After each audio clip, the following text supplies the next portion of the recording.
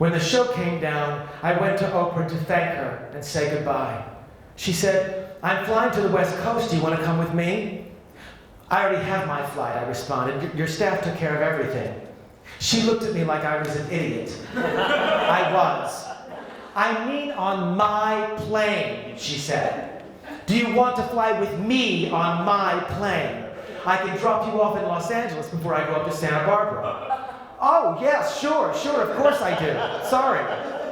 She was gonna drop us off in Los Angeles. I'd never heard that phrase used when a plane was involved.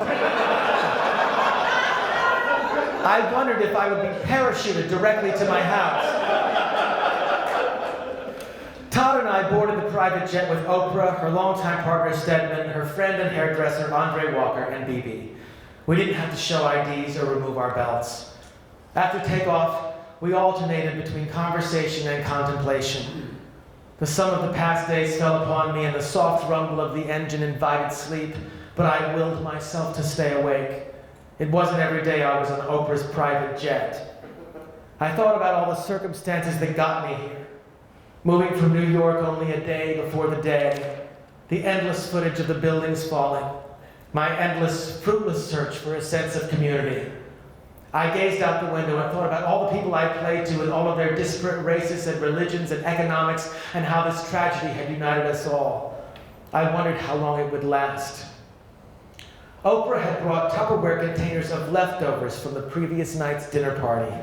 And as we filled our plates, she pulled out a tape of the show we performed live only a few hours before and put it on.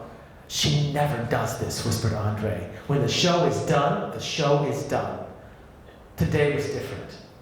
We gathered, unbuckled, clustered on chairs and draped across sofas and sprawled on the floor like a family in their den on movie night, and watched each performance, cheering like thankful air gushing from our lungs. We used real silverware to stuff our bellies and dug into the reliable comfort of fried green tomatoes.